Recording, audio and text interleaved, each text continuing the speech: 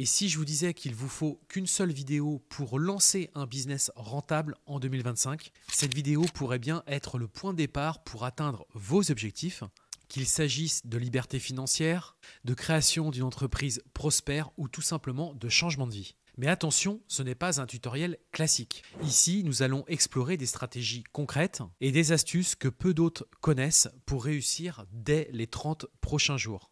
Prêt à découvrir comment transformer un simple logement en un produit avec une véritable expérience 5 étoiles?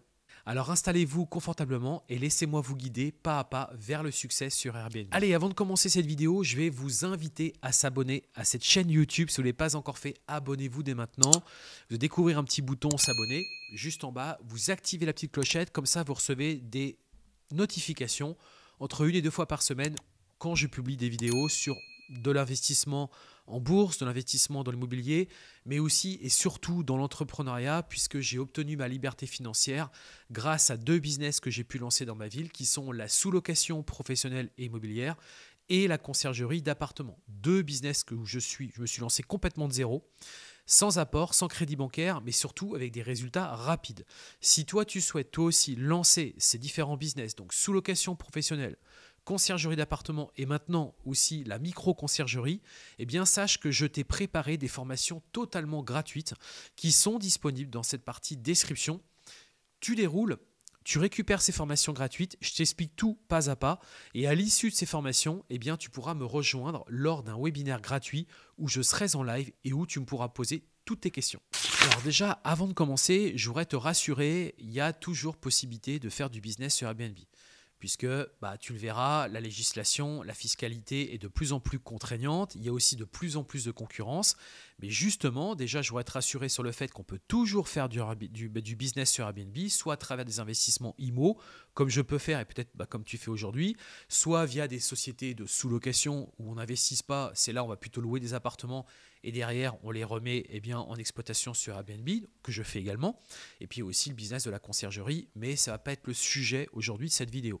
Donc déjà, je voudrais être rassuré puisque aujourd'hui, c'est toujours possible de faire du business sur Airbnb. Il n'y a pas de problème par rapport à ça. Mais par contre, c'est un peu plus contraignant, c'est évident. Donc dans cette vidéo, on ne va pas aborder les aspects liés à la fiscalité, liés à la législation, etc. Ce n'est pas du tout le sujet. Moi, je veux vraiment te parler du business en lui-même et surtout comment l'appréhender. Puisqu'en fait, les méthodes, bien évidemment, évoluent d'année en année. Et aujourd'hui, ce que tu faisais peut-être l'année dernière ou il y a 2 ans ou il y a 3 ans a complètement changé. Et c'est pour ça que je te fais cette vidéo. Puisque moi, aujourd'hui, ça va faire pratiquement 10 ans que je fais de la location courte durée. J'en ai fait à l'étranger, j'en fais en France. Et donc, j'ai bien vu les évolutions. Il se passe beaucoup de choses. C'est un domaine qui est tout le temps en mouvement. Donc, c'est ça qui est bien d'un côté.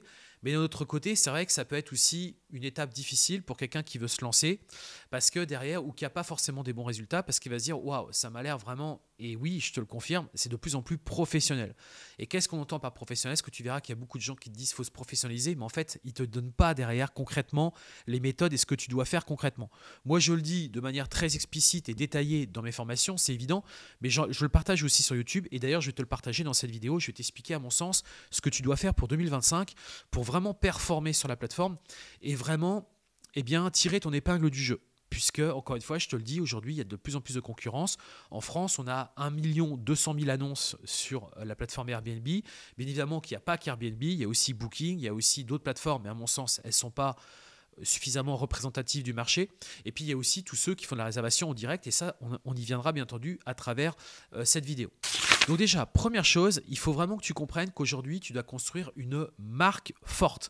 Donc ça veut dire qu'il va falloir que tu détermines une personnalité par rapport à ton entreprise et que tu communiques de manière cohérente avec tes invités pour établir une confiance et obtenir des avis 5 étoiles. Puisqu'en fait, aujourd'hui, il faut bien comprendre que l'objectif quand on fait du business sur Airbnb, c'est apporter une expérience et une satisfaction maximale à tes voyageurs. Et ça, malheureusement, il y a beaucoup de hôtes qui l'ont complètement oublié. Eux, ils voient le business, c'est-à-dire qu'en fait, ils voient que c'est un moyen de gagner de l'argent facilement, rapidement, mais ils ont complètement oublié cette notion de service et qui du coup est hyper profitable pour les hôtels puisque les hôtels, eux, l'ont compris depuis très longtemps. D'ailleurs, si je prends un petit peu mon expérience, moi, c'est vrai que, je vous le dis en toute objectivité, si je voyage seul ou en couple, eh bien, je vais plutôt avoir tendance à réserver des hôtels parce que je sais que derrière, il va y avoir un niveau de satisfaction par rapport à mon arrivée, de respect, mais aussi de vraiment d'apporter un maximum de satisfaction qui sera au maximum, contrairement à un logement Airbnb où on a beaucoup de craintes sur derrière comment on va être réceptionné, est-ce que le logement va être à la hauteur de ce que j'ai pu voir sur l'annonce, est-ce que derrière le propriétaire va suffisamment être à mes petits soins, entre guillemets, parce que il faut comprendre que c'est ce que cherche le voyageur aujourd'hui. Hein. Donc c'est pour ça qu'aujourd'hui, il y a beaucoup de hôtes qui sont déçus, qui ne veulent plus le faire, ou alors qui sont complètement perdus lors de la mise en place d'un business sur Airbnb. Parce qu'en fait, ils voient, eux, tout de suite l'aspect pécunier, l'aspect rentabilité, le fait qu'ils vont gagner de l'argent. Mais ils ont complètement oublié derrière une notion qui est primordiale, qui est indispensable, c'est la satisfaction du voyageur. Alors pourquoi justement on crée une marque et pourquoi créer une marque forte, pour moi c'est essentiel. Parce que déjà on va les fidéliser, nos clients, nos voyageurs. On va les fidéliser. En fait ça va inciter les voyageurs bien évidemment à revenir et à recommander notre propriété. Et ça va se voir notamment lors des avis, mais ça va se voir aussi si par exemple tu as un voyageur qui est amené à revenir, eh bien peut-être qu'il ne passera pas par la plateforme justement, il passera peut-être en direct et donc pour toi c'est aussi gage de beaucoup plus de rentabilité. Ensuite, c'est la différenciation. C'est-à-dire que le marché aujourd'hui est quand même relativement saturé. Il y a quand même beaucoup d'annonces Airbnb. Et justement, créer une marque unique va te distinguer des autres qui offrent des expériences génériques, des expériences assez basiques, assez classiques comme on les connaît tous. Peut-être que tu fais aujourd'hui. L'objectif, c'est qu'on sorte de ça. Et on va voir comment dans cette vidéo dans quelques instants. Ensuite, ça va être aussi la possibilité de justifier justement des tarifs premium. Parce que peut-être qu'aujourd'hui, tu es amené à baisser tes prix, à être de moins en moins cher, mais justement, si tu veux justifier un tarif cher, ça va pas être juste en disant « Ah ouais, je vais mettre plus cher parce que… » Non, c'est derrière, il y a vraiment toute une stratégie et justement, notamment la création d'une marque. En fait, ce qu'il faut comprendre, c'est que les clients aujourd'hui, ils sont prêts à payer bien plus pour une expérience bien pensée et personnalisée. Ce qu'il faut bien que vous compreniez, c'est qu'il y a vraiment un lot de clients qui est OK pour payer plus cher, mais pas pour avoir le logement de monsieur, madame, tout le monde et le logement qu'ils vont trouver chez le petit voisin, chez un de tes concurrents. Pas du tout. Alors pour ça, comment on va s'y prendre pour justement par rapport à cette notion de marque forte? Déjà, c'est appliquer une touche humaine. Aujourd'hui, moi, ce que j'ai pu observer, c'est que dans la location courte durée, on a cherché à automatiser un maximum. C'est vrai, moi le premier, j'en ai parlé. Mais attention, ça a clairement ses limites.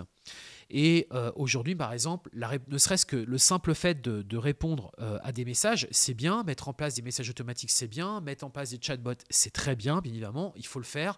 Mais à mon sens, il faut le faire de manière… on va dire peut-être plutôt la nuit ou à des moments où justement où tu n'es pas disponible. Mais quand tu es disponible, il faut toujours garder cette touche humaine et il faut notamment essayer de personnaliser un maximum les conversations qu'on a. Parce qu'en fait, on fait trop de messages automatiques, voici la procédure, mais en fait, c'est complètement dépersonnalisé.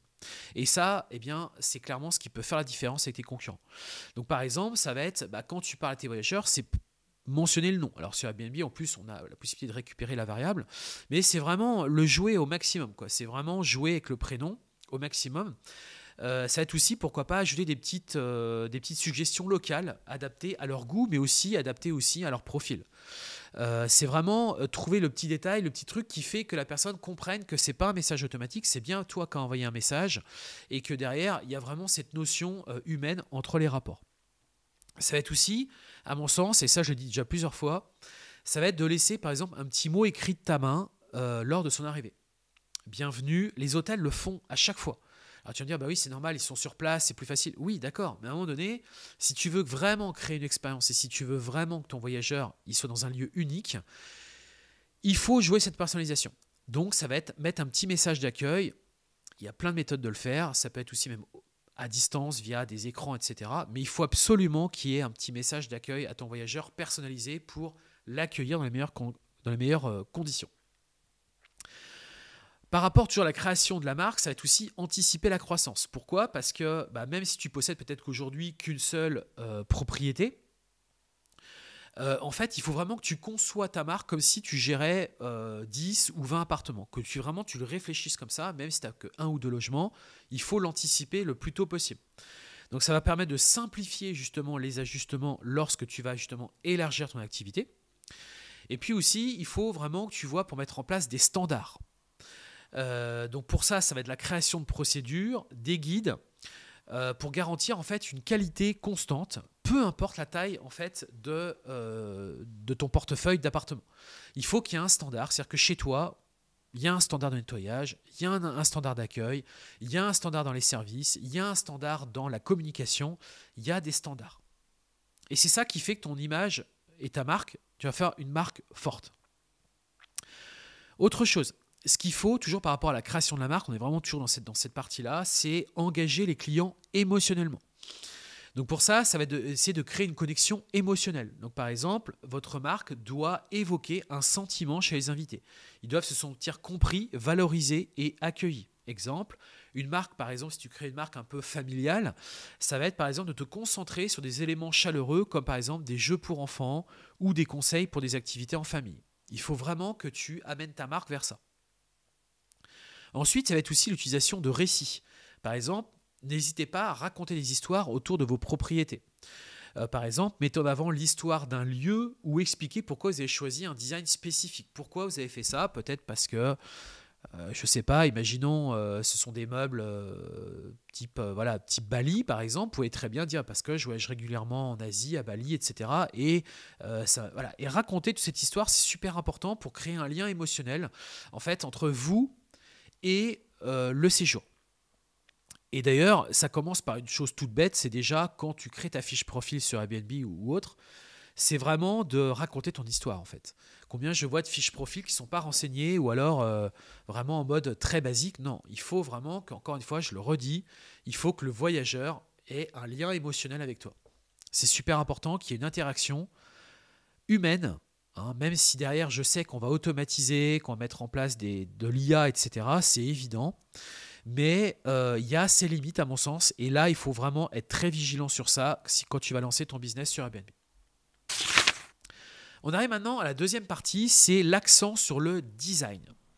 Donc là il va falloir vraiment te trouver un moyen de te démarquer avec des couleurs audacieuses, des styles uniques et des thèmes originaux. Par exemple, il va falloir créer et personnaliser tes propriétés pour susciter une connexion émotionnelle avec les invités. Donc, par exemple, ça va être choisir une couleur distinctive, une couleur forte, unique, qui attire l'attention lors des recherches sur Airbnb. Par exemple, un logement entièrement orange ou rose se démarque dans une liste où dominent des teintes neutres comme le blanc et le gris. Tu es d'accord avec moi que quand tu balades sur Airbnb, c'est toujours la même couleur? Tu peux très bien, à un moment donné, créer, ou ça peut être juste une pièce, par exemple. Je ne te dis pas de faire tout le logement comme ça, parce que tu vas me dire, mais Sébastien, là, si tu me dis qu'il faut faire que du rose, du orange, je vais m'adresser qu'à une typologie de client.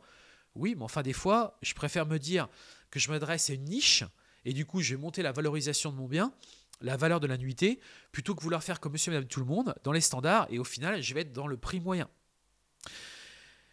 Donc ça peut être créer des pièces spécifiques, des thèmes avec des couleurs qui, effectivement, si tu vois à un moment donné du orange, une pièce complètement orange, elle va clairement se différencier des couleurs plutôt blanc, gris, noir qu'on va plutôt constater.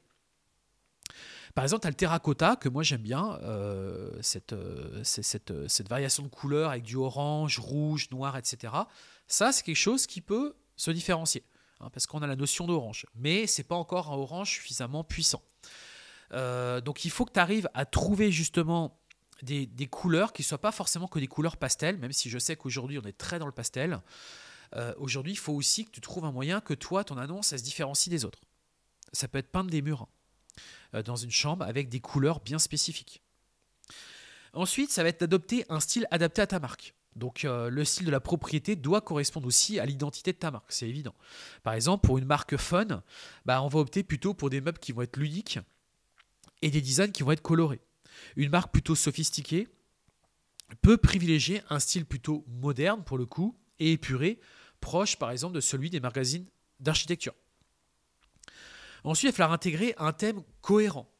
Donc les thèmes permettent de créer un lien émotionnel avec les invités.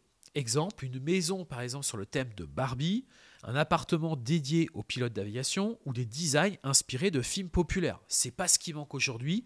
Inspire-toi de ça et crée justement un univers. Suivre les tendances et s'adapter, le design évolue constamment. Les styles populaires, tout ce qui est par exemple scandinave, le style minimaliste scandinave, c'est très bien. En fait, c'est quelque chose qui est assez répandu aujourd'hui. Et moi, ce que j'ai envie de te dire, c'est si tu fais du business sur Airbnb, de la sous-location ou autre, ou de l'investissement IMO, essaie vraiment entre 3 et 5 ans à renouveler la décoration. Par exemple, un truc tout bête qui peut être fait par exemple pendant les périodes de fête de fin d'année à Noël, c'est vraiment décorer ton appartement à l'esprit Noël. Donc il y a le sapin de Noël, il y a tout dans l'appartement, les couleurs, etc. Tu prends des photos et tu changes en fait ton annonce. Ton annonce, c'est des nouvelles photos, l'esprit Noël. Quand tu vas scroller sur Airbnb, je te le dis clairement, tu vas faire la différence par rapport à d'autres qui n'auront rien fait. C'est évident. Ensuite, ça va créer une expérience visuelle captivante. Donc, par exemple, une décoration qui semble authentique et qui montre que l'hôte a mis du cœur dans le design, attire plus de réservations et justifie des prix qui sont plus élevés. Airbnb favorise aussi les annonces qui retiennent l'attention et génèrent des clics, augmentant ainsi ta visibilité dans les résultats de recherche. Ce qu'il faut comprendre par rapport à l'algorithme, c'est qu'en fait, Airbnb, pour que tu comprennes bien comment tu vas être placé dans les recherches, Airbnb regarde en fait l'intérêt, le nombre de fois que tu as acheté dans les favoris, le nombre de clics, le nombre de personnes qui arrivent sur ton annonce. Si derrière ton annonce, elle est spéciale et des couleurs spéciales, les gens vont cliquer juste pour aller voir. Le simple fait de faire ça fait que ton annonce remonte dans le moteur. Ça ne veut pas dire que tu as des réservations, mais ce que je veux dire, c'est que tu te donnes un maximum. C'est comme quand tu crées un site web. Si tu es perdu dans Google, personne n'ira chez toi. C'est la même. Plus tu auras d'interactions, plus tu auras de visibilité, plus tu auras de personnes qui viennent visiter ton annonce, plus statistiquement tu auras de réservations. C'est évident, parce qu'en fait, tu vas être remonté dans l'algorithme. Alors pourquoi le design est essentiel ? Parce qu'en 2025, en fait, les invités, les voyageurs, ils ne recherchent pas juste un simple logement. Ils veulent vivre une expérience. Donc un design mémorable peut non seulement attirer des clients, mais aussi générer des avis positifs et encourager les recommandations. Donc on arrive justement dans la partie propriété créative. Aujourd'hui, pour moi, il faut vraiment, et là c'est le point numéro 3, c'est il faut que tu expérimentes des propriétés uniques, des choses qui sont peu répandues, parce que tout simplement, tu vas te distinguer sur des marchés qui sont saturés. L'appartement classique, c'est saturé. Il y en a plein. Les studios, n'en parlons pas, c'est la folie, les T1, etc. C'est la folie. C'est pour ça que j'ai toujours dit, moi, aller sur des logements un peu plus grands, T3, T4, T5, etc. Parce qu'on est plus dans des niches. Aujourd'hui, on a dépassé encore ça. Aujourd'hui, il faut vraiment que le logement soit un logement atypique. Un peu comme quand tu vas à Disneyland, je ne sais pas si tu as remarqué, mais à Disneyland, les hôtels, ce n'est pas des hôtels classiques en fait. Ils ont tous une thématique en fait. Donc là, il faut que tu réfléchisses et il faut absolument que un truc qui marche bien, même encore aujourd'hui, certains diront que non, mais moi je suis désolé, ça marche toujours bien, c'est les jungles. Les jungles, cet esprit un peu verdure, etc., ça fonctionne toujours. Après, il y a tous les logements, tout ce qui est baignoire balnéo, etc., tout ce qui est love room, etc. Aujourd'hui, c'est quelque chose qui est quand même en voie descendante. Il y en a eu beaucoup qui ont été faites. Aujourd'hui, encore une fois, en fait, il faut comprendre que même dans l'immobilier, là, en fait, non, j'ai même envie de te dire, on ne parle pas d'immobilier. On parle dans le service rendu à la personne. On est vraiment dans ce business-là. Je suis désolé, tu vois. En fait, c'est plus de l'immobilier ce qu'on fait aujourd'hui. C'est dans le service, dans la création d'expériences à nos voyageurs.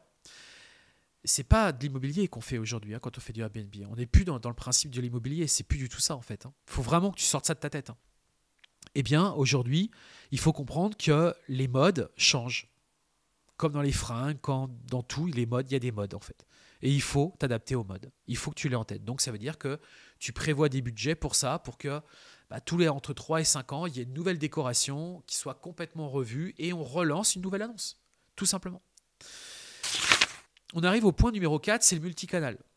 C'est évident qu'aujourd'hui, on ne peut pas se contenter d'être que sur Airbnb. C'est clair qu'il faut aussi faire du booking. C'est évident, même si moi, j'ai été pendant très longtemps à fond et focus sur Airbnb, c'est évident. Mais il faut comprendre aussi qu'aujourd'hui, pour moi, il faut quand même au moins aller sur Booking. Il faut aussi créer ta propre source de réservation, ton propre site web, c'est évident, mais ce n'est pas là où tu vas prendre le plus de réservations. Ça fera peut-être 10-20% dans le meilleur des cas, mais il faut quand même le prévoir, notamment pour des clients qui vont revenir régulièrement. Et si justement ils ont compris que tu étais une marque derrière, ils vont comprendre que derrière, eh bien, en tapant le nom de ta marque, ils vont trouver d'autres logements, peut-être dans d'autres villes. Et ils vont justement plutôt aller chez toi via ton site web par la suite. Parce qu'en fait, ils auront mémorisé ta marque. C'est-à-dire qu'ils ne vont pas se dire... Parce qu'en fait, ce que fait tout le monde, c'est...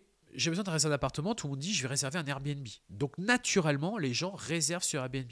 Après, ils vont regarder éventuellement sur Booking, notamment ceux qui cherchaient d'abord un hôtel. D'ailleurs, je le redis encore ici, ceux qui vont dans nos appartements via Booking, ce sont des gens qui cherchaient d'abord plutôt un hôtel. Et ensuite, vu que dans les tris, dans les filtres, il y a tes appartements qui sont apparus, ils ont réservé un appartement. C'est pour ça que la clientèle qu'on a, c'est une clientèle plutôt hôtelière quand on fait du Booking. En Airbnb, c'est pas la même, parce que généralement, les gens disent « je vais réserver un Airbnb », donc ils vont sur Airbnb. On est d'accord avec ça? L'idée, c'est qu'à un moment donné, on arrive à leur faire prendre conscience qu'ils ne vont pas réserver un Airbnb, ils vont réserver ta marque. Et là, ça change tout.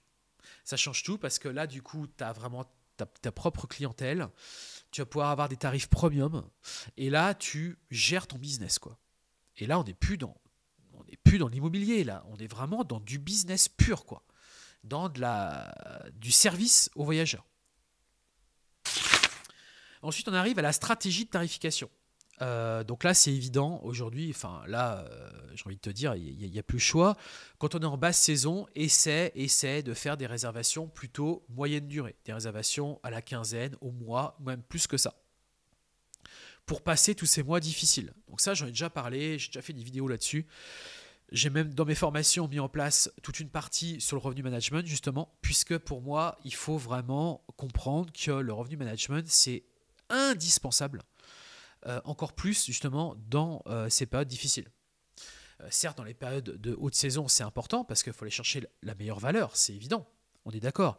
Mais enfin, ce qui va surtout plomber ta rentabilité à l'année, c'est la basse saison. C'est clair et net. Si tu ne remplis pas, si tu es obligé de discounter, ça ne va pas le faire. Ça ne va pas le faire, donc il faut passer cette saison du mieux possible. Encore une fois, j'ai fait des vidéos, tu regarderas sur ma chaîne YouTube, j'en parle dans mes formations, sur comment gérer cette situation un peu particulière. Donc ça, il faut le faire. Hein. Je vois trop de personnes qui attendent les dernières minutes en disant « j'ai pas de réservation, comment je peux faire ?» C'est trop tard. Malheureusement, c'est trop tard, tu vas passer des mois difficiles parce que tu ne l'auras pas anticipé. Nous, aujourd'hui, on l'anticipe. On sait que dès le mois de septembre-octobre, il faut absolument qu'on prépare la basse saison. On doit la préparer. C'est comme la haute saison, tu sais. D'ailleurs, tu remarqueras, Airbnb ont aussi des effets comme ça. Hein. C'est la collection hiver, la collection été. Un peu comme dans les fringues, c'est un peu pareil en fait. Hein. Tu as ta basse saison et puis tu as ta haute saison, ça doit se préparer en fait. Hein. On doit préparer les équipes, on doit préparer la stratégie commerciale. On doit se préparer pour ces périodes-là. C'est du business, hein. On n'est pas dans l'immobilier là. On n'est pas dans l'immobilier. Hein. Ceux qui pensent encore immobilier, je fais de l'immobilier et je choisis cette solution-là parce que c'est la plus rentable. Non, c'est pas de l'immobilier. Tu fais un business en fait, un vrai business, quoi. Ensuite, c'est l'exploration de nouveaux marchés. Donc cibler éventuellement des emplacements émergents ou sous-exploités pour profiter de leur potentiel avant l'arrivée de la concurrence. Ça va être par exemple, pourquoi pas, essayer de déceler des lieux qui seraient assez convoités et où il n'y a pas trop d'hôtels. Là, ça peut vraiment marcher pour le coup. Mais j'ai envie de vous dire, ne vous arrêtez pas qu'à votre ville. Hein. Voyez sur le territoire national, et j'ai envie d'aller plus loin, voyez sur le territoire européen, voire mondial. Aujourd'hui, si vous voulez vraiment faire du business dans la courte durée, il faut vraiment avoir cette vision la plus large possible.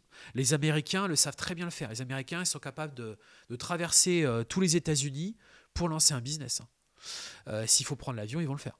Le problème de nous, Français, c'est qu'on a du mal, pourtant on est sur un petit pays, on a du mal à faire Paris-Marseille ou Paris-Lyon, tu vois, alors que pourtant, il y a du business à faire, pas que dans ta petite ville de 50 000 habitants, tu vois. Donc ça, pense-y. Ensuite, il faut vraiment qu'il y ait, et là c'est un des points qui pour moi, on va dire, les plus importants, et on termine d'ailleurs sur ce point-là, c'est l'approche centrée sur le client. C'est pour moi ce qui va faire la réussite sur 2025 de ton business sur Airbnb. Donc, essayez de passer d'une vision orientée profit personnel, à une création d'expériences mémorables pour les invités en vous alignant sur les valeurs de l'hospitalité. Donc, essayez vraiment d'oublier votre profit perso en vous disant, il faut que je fasse un max de fric via ce business d'Airbnb, mais plutôt en étant dans la notion de service et dans la création d'expériences pour tes voyageurs. Et plus tu vas aller vers ça, tu sais, c'est un peu comme je t'ai déjà dit, donne pour recevoir. Donne à tes voyageurs et tu recevras naturellement. Les choses vont se faire naturellement. Mais le problème, c'est que beaucoup de gens se sont lancés dans Airbnb et en fait, ils ont une mauvaise vision de base, ils ont une mauvaise approche et en fait, ils ont une approche beaucoup trop business, faire de l'argent tout de suite, rapidement et faire du profit au détriment de ce qui est le plus important, qui est la satisfaction du voyageur. Donc, premièrement, c'est recentrer votre pourquoi. Donc, revenez sur l'origine de tout ça. En fait, il y a beaucoup trop d'autres qui entrent dans l'industrie donc, de cette location à courte durée pour des raisons personnelles, notamment comment gagner de l'argent ou échapper à un emploi monotone. Cependant, vous devez faire évoluer cette approche. Vous devez changer cette approche, vous devez oublier ça. Et ça, c'est important, ce que je vous dis là. Vous devez avoir un nouveau focus. En fait, transformez votre motivation personnelle en un désir de créer une expérience inoubliable pour vos invités. Vous devez être vraiment, vous devez vous dire comment je peux les rendre heureux, quoi. Comment ils peuvent, c'est comme si vous étiez leur concierge privé, quoi. Il faut vraiment que vous soyez dans cette logique-là. Et ça marchera. Exemple, offrir un séjour qui permet aux clients d'oublier leurs soucis, comme un hôtel Disney ou les complexes de luxe à Dubaï. On est vraiment dans la notion de comment ils peuvent... Alors je sais que vous avez des soucis, des tracas, etc. Oui, mais ça, on s'en fout en fait. Je suis désolé, on s'en fout. C'est eux. D'abord eux. Et après, vous. Ensuite, ça va créer une bulle d'expérience mémorable. Donc un espace unique et immersif, proposer des environnements où les invités peuvent se détendre et se couper du monde extérieur. Ça peut être un lieu avec des éléments luxueux, thématiques ou tout simplement apaisants. L'effet émotionnel, un logement conçu pour offrir une expérience immersive crée un lien forcément émotionnel, incitant les invités à revenir ou à vous recommander. C'est évident, parce qu'ils vont tellement retenir ce qui s'est passé qu'ils vont revenir, c'est évident. Et ils reviennent, hein. Pensez pas que les gens viennent juste une fois de temps en temps, ils reviennent, hein, s'ils ont vraiment kiffé, même des pros, hein. Même les professionnels vont revenir, c'est évident. Ensuite, mettre les besoins des clients en priorité. Donc, ayez une écoute active. Prenez en compte les retours des invités et adaptez à vos services en conséquence. Je suis désolé, mais le voyageur est prioritaire. Parfois, pour avoir discuté avec certaines personnes, ils me disent « Oui, mais bon, en même temps, j'ai le propriétaire qui m'a appelé, puis moi, j'avais un autre truc. » Non. Celui qui paye, c'est lui qui doit être respecté. Donc, celui qui paye, c'est le client. Donc, c'est le voyageur. Par exemple, si vous avez des invités qui ont un problème d'éclairage ou un problème d'équipement dans la cuisine, réagissez rapidement pour résoudre ces problèmes. Moi, par exemple, j'ai toujours dit à la conciergerie qui gère mes appartements, j'ai toujours dit, moi, s'il y a un problème, si le voyageur réclame n'importe quoi, vous allez l'acheter. Ou je vais l'acheter et tu le mets tout de suite à disposition. Systématiquement. Il demande quelque chose, je le fais. Je me dis, de toute façon, quelque part, j'embellis mon logement. Donc faites-le. Ce sont des petites dépenses, mais qui vont rendre la satisfaction maximale à votre voyageur. Et en plus de ça, indirectement, vous équipez votre logement en conséquence. Donc pour moi, quand quelqu'un demande quelque chose de supplémentaire, pour moi, au contraire, c'est une excellente nouvelle, quoi. C'est une excellente nouvelle. Soyez proactifs. Anticipez les attentes. Donc offrez des services personnalisés comme des guides locaux, des recommandations sur le restaurant ou des activités adaptées à leur centre d'intérêt. N'importe qui, un professionnel surtout, va vous demander un restaurant pas trop cher, mais plutôt bon. Donnez-lui des restaurants.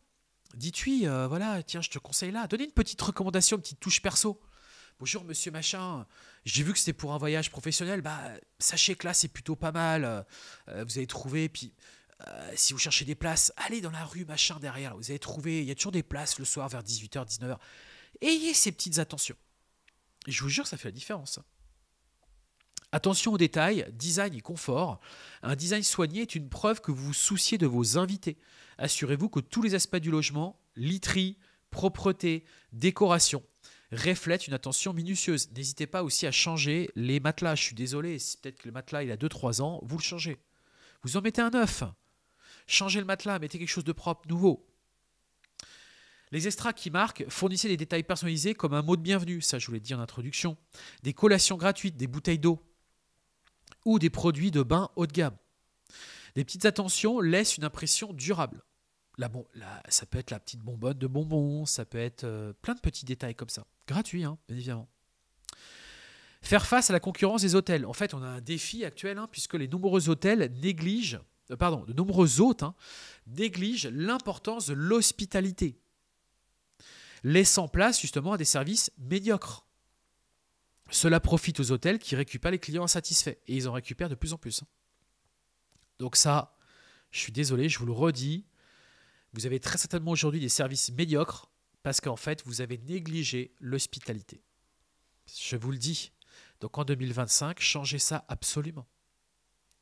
Solution, différenciez-vous des investisseurs immobiliers paresseux en offrant une véritable valeur ajoutée et une expérience client exceptionnelle. Soyez le contraire des hôtes qui voient leurs clients comme une source de revenus plutôt qu'une opportunité de servir. Je vous le redis, différenciez-vous des investisseurs immobiliers paresseux, parce qu'il y en a beaucoup, j'en connais beaucoup, en offrant une véritable valeur ajoutée et une expérience client exceptionnelle. Soyez le contraire des hôtes qui voient leurs clients comme une source de revenus plutôt qu'une opportunité de servir. Une opportunité de servir. Là, ce que je viens de vous dire là, c'est la clé de tout. Enfin, encourager les avis positifs et la fidélité. Les avis clients, c'est les invités donc sont satisfaits. Ils vont écrire des avis positifs qui renforcent votre visibilité et votre crédibilité. Je vois parfois des personnes qui essaient de contourner ça en essayant de leur dire, en fait, ils partent du principe qu'ils vont peut-être avoir un avis négatif. Mais non, c'est pas comme ça qu'on doit le voir. C'est l'avis positif. On n'essaie pas de contourner le truc en se disant, ouais, vu que je vais me prendre un avis négatif, ou j'ai un risque que je vais me faire défoncer, je vais... Non, vous devez avoir des avis positifs. On n'a que ça en tête. Réservation récurrente, une expérience client exceptionnelle, augmente les chances que vos invités reviennent directement vers vous, sans passer par les plateformes comme Airbnb. Et oui, s'ils sont contents, ils vont aller en direct. Même eux, ils vont être contents de payer directement chez vous, en fait. Ils vont être contents de se dire qu'ils donnent de l'argent à vous-même, qu'ils ne donnent pas de l'argent à une plateforme américaine. En plus, n'oubliez pas ça. Airbnb, dans la tête des gens, c'est les États-Unis. Donc, ils vont se dire, je préfère donner de l'argent à lui que derrière de donner une plateforme. Parce qu'ils savent en plus qu'il y a des histoires de commission. Voilà, cette vidéo touche à sa fin. Vous me direz ce que vous en pensez. N'hésitez pas à la commenter, à la partager. Il y a de belles choses à faire pour 2025, mais vous devez changer votre vision. J'en avais déjà parlé en 2024, mais là, ça s'est encore renforcé et ça va ne faire que ça. Et ici, je vous donne vraiment les principes fondamentaux pour réussir votre business. Je parle bien de business Airbnb sur 2025. On a terminé. N'hésitez pas à lâcher le pouce vers le haut. Comme vous le savez, vouloir changer de vie, c'est bien. Le faire, c'est encore mieux. Je vous propose qu'on se retrouve tout de suite dans une prochaine vidéo. À très bientôt. Ciao.